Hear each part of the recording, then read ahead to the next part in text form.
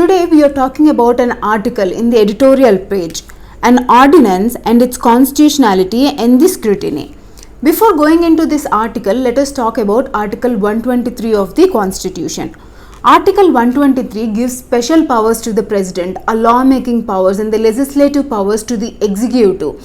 This is not a discretionary power of the President. Here the President is bound by the aid and advice of the Union Cabinet. And this is the extraordinary power given to the executive, which is entering into the arena of legislature in the name of the promulgating ordinance by the President. And this power is executed under certain circumstances. They are both the houses of the Parliament should not be in session. Even if one of the houses of the Parliament is in session, then the ordinance is promulgated, then the ordinance is declared as invalid or unconstitutional. And once the ordinance is promulgated, it has the same effect as a law enacted by the Parliament.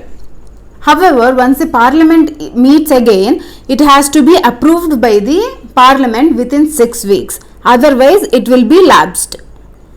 Before the expiration of that period, resolution disapproving it are passed by both the houses. And it can be withdrawn by the President at any particular time, and the measures which are taken under this ordinance continue to be valid.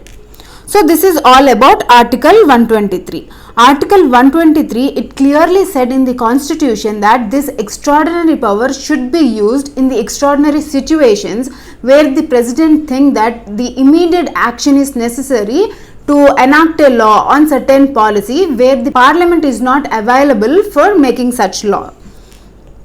So now here the issue is about the matter of services, that is the appointment and the transfer of the bureaucrats of the Delhi government, whether the power is given, whether the authority and the power should be given to the Delhi government or the union government. On this particular issue, on 11th May, Supreme Court ruled that, a constitutional bench of Supreme Court ruled that Delhi government will have exclusive powers to determine the appointment and the transfer of the officers who come under the Delhi administration.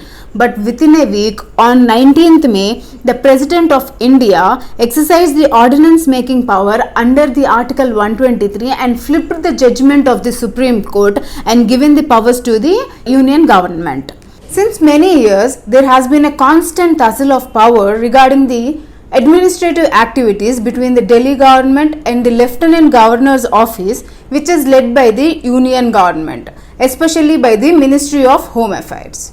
So here the question arises, after the ordinance promulgated by the President, the question arises is the scope of the Supreme Court verdict and the ordinance promulgated by the President, whether it is constitutional. Article 239AA provides this special administrative setup in NCT of Delhi, which is National Capital Territory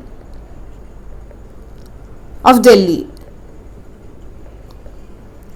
So Article 239 was recommended by Balakrishnan Committee. This committee was set up in 1987 to look into the Delhi's demands for statehood. This committee said that statehood is not viable to the Delhi as it is national capital region, and some of the important offices like judiciary, the embassies, law and order and the security, national security was critical in the national capital region. So union government have the responsibility to protect all this.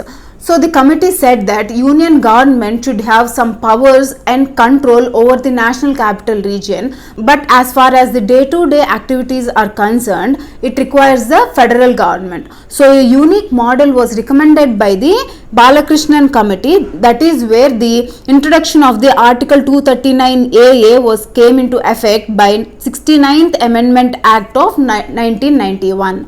So according to this Article 239AA, the state list, 3 areas of the state list, that is land, police and public order, which is law and order, is reserved for the center. So when we talk about the ordinance recently promulgated by the President, what they have done is they have inserted entry 41 into the Article 239AA clause 3 and subclause A.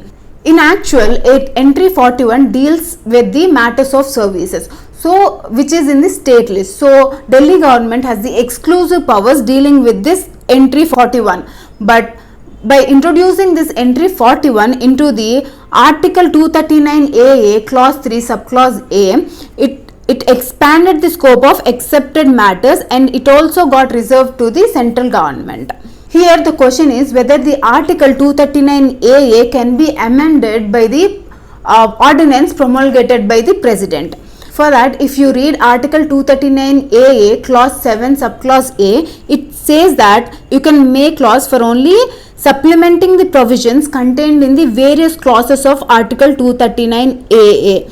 If at all, if you want to amend the Article 239A, you have to go through the procedure of which was laid in Article 368 of the Indian Constitution. So ordinance promulgated under Article 123 do not have any power for the amendment of the Article 239AA, and the ordinance which has added entry 41 into the exception list will automatically become unconstitutional or invalid.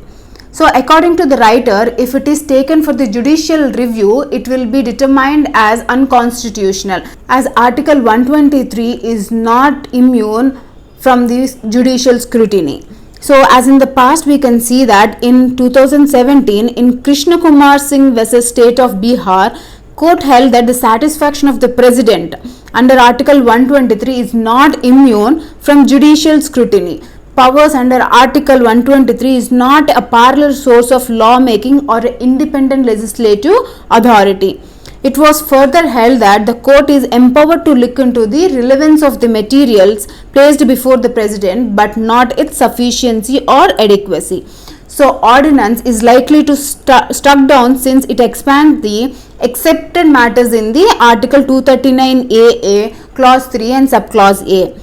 So Parliament, it says that Parliament alone can do this under Article 368. So the ordinance made by the President cannot amend the Article 239AA clause 3 and subclause A.